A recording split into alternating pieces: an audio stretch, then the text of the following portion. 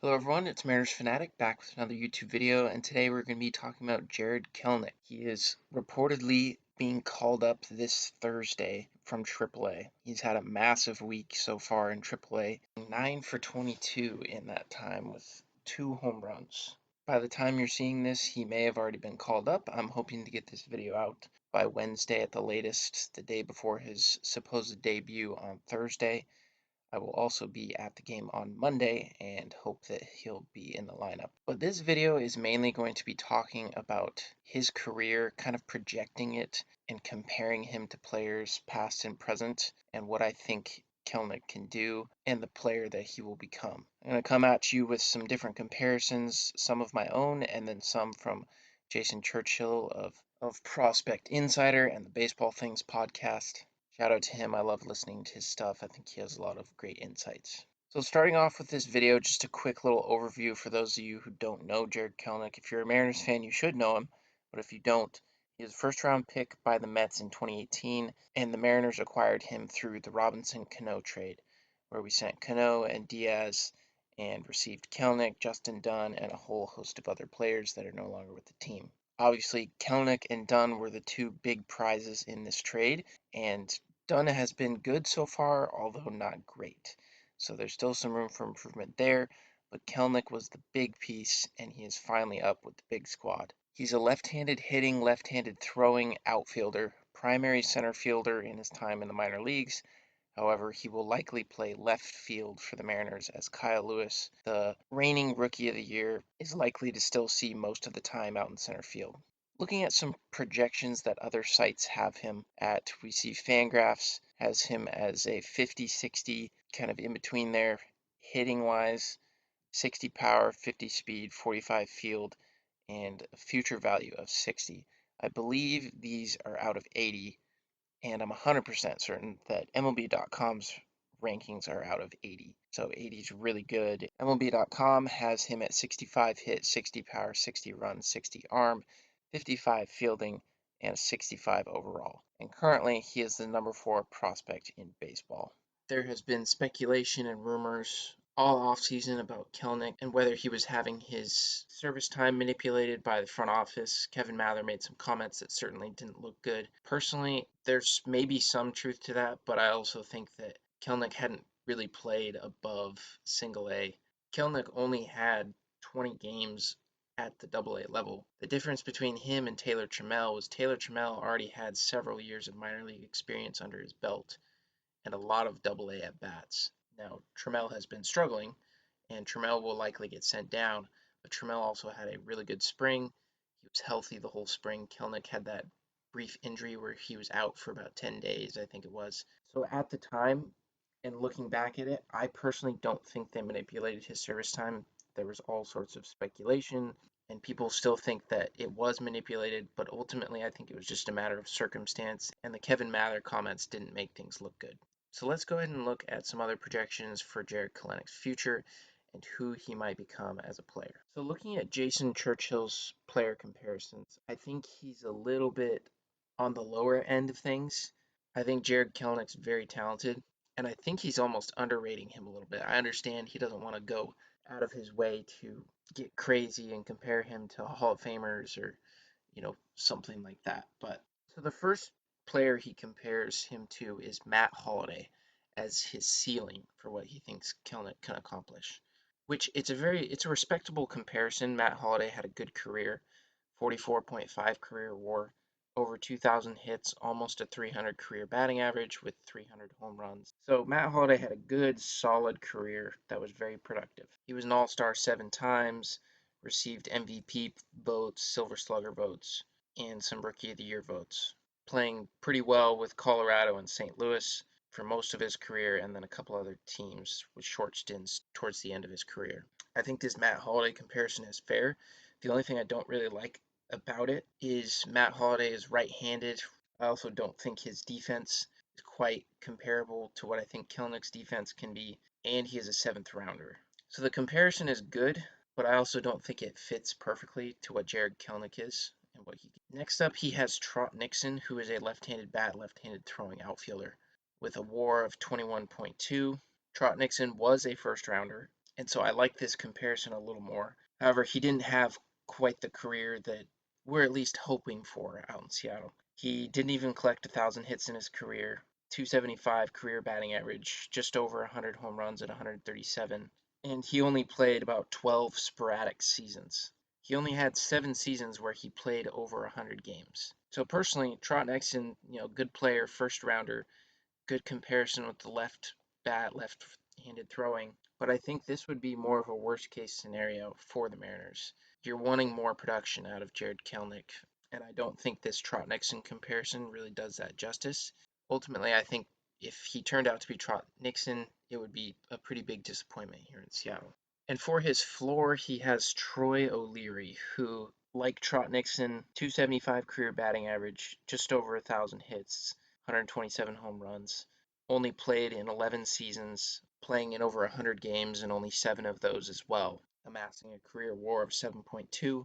I'm not really a big fan of this comparison either. Troy O'Leary was a 13th round draft pick, not highly touted, and did not have a very long career. He's making this comparison saying that this is his floor, which it does make sense that this would be his floor, but once again, that would also be a very big disappointment, and I think it's also a little on the pessimistic side. Like I said, Jason Churchill has been doing this for a long time. He knows a lot about baseball and prospects. So in the end, I'm probably going to have to concede to his comparisons, but at the same time, I think they're a little bit on the pessimistic side. Next, moving on to kind of some comparisons I want to make. So we're going to start off with the realistic comparison that I have. I think that Jarred Kelenic is going to be exactly what Steve Finley was.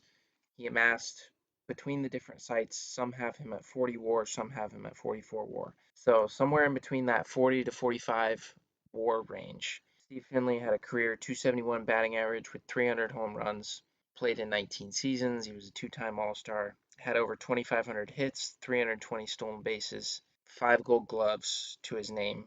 He was fast, good contact power guy, pretty consistent, not crazy amazing, but pretty consistent.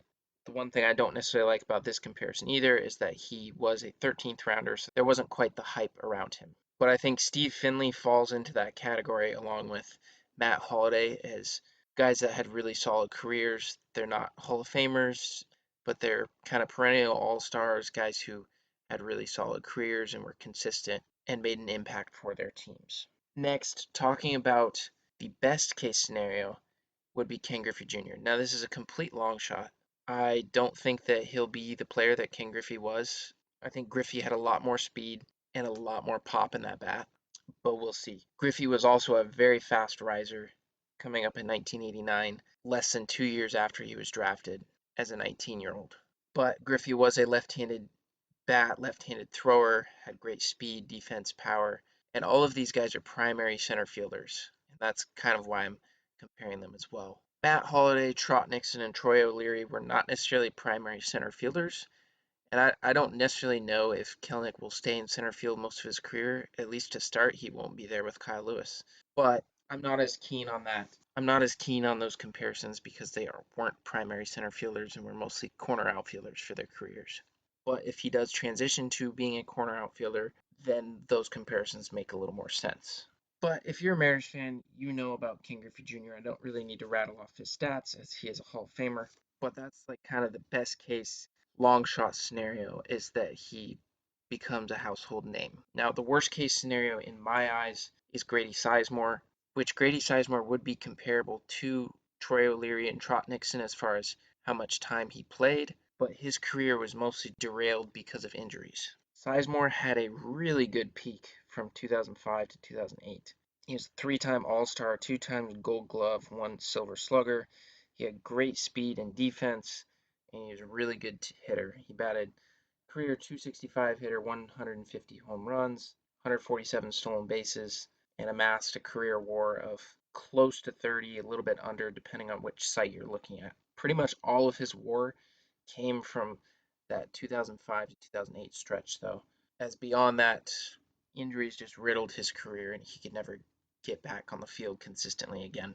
Grady Sizemore was also a third round draft pick, so there was a little bit more hype around him. I'm also partial to the Grady Sizemore comparison because he's from Everett in this area in the Pacific Northwest. So that's a fun little comparison to make. Obviously, my comparisons are a little more optimistic than Jason Churchill's, but I also think they're fair comparisons. I give you an example of what could happen if he becomes a Hall of Fame caliber player, what could happen if he's just average or consistently good, or if things go wrong. And I think all those comparisons are pretty fair to make. So let me know what you guys think about those comparisons. Beyond this, I have one comparison for an active player that I'm going to talk to you guys about. And that current player is going to be Bryce Harper. Bryce Harper throws right-handed, and he's always pretty much been a primary right fielder. He played a little bit of center and left field when he came up as a rookie and stuff, but he's been pretty much in right field for the past several years of his career. Also, he did come up as a 19-year-old. Kelenic is almost 22. He's 21 currently. So Harper was a very fast riser. Kelenic is a fast riser too, but just not quite in the same boat as Harper. And also, 2020 being a shortened season, Kelenic didn't really have the chance to develop and prove that he was ready last year, which is why there was some hesitancy this year to bring him up to start the season. So those are some differences. The similarities is they both have good speed, good defense, both first rounders, lefty power bats, great plate discipline from what I've seen so far. We'll have to see more from Kelenic, but I think he aligns with that. A lot of confidence. If you've heard interviews or seen what Kelenic has to say, he oozes with confidence and passion for the game. And that's something that Bryce Harper has a lot too. He's always had a lot of confidence and passion for the game of baseball. I think early on, Bryce was misunderstood as cocky and arrogant, and I think that Kevin Mather spoke to it a little bit that he thought Kelenic thinks very highly of himself, and so there might be a little bit of that there too. And I don't think there's necessarily anything wrong with it. I think they're betting on themselves that they're going to do well, and you have to have that confidence to succeed in baseball. If you don't have that confidence that you're a good player, when things go wrong, you're not going to be ready for it. And so I think the confidence and the passion for the game is a really good thing.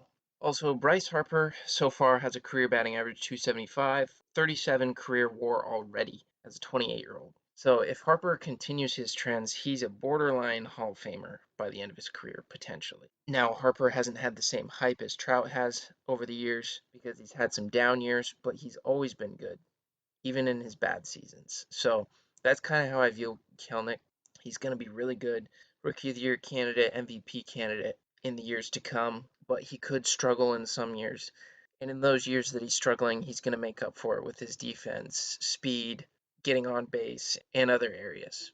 So there you have it, guys. Those are my comparisons and some comparisons from Jason Churchill of Baseball Things Podcast, Prospect Insider. Let me know what you guys think. How do you project Kelenic's career to come out at the end of it? How do you think Kelenic will do this year? Will he make a big enough impact to win Rookie of the Year and push the Mariners to the playoffs? Anyways, guys, like, subscribe, comment below your thoughts. Let's get hyped for Kelenic's debut on Thursday, hopefully. I'll see you guys next time. Mariners Fanatic, out.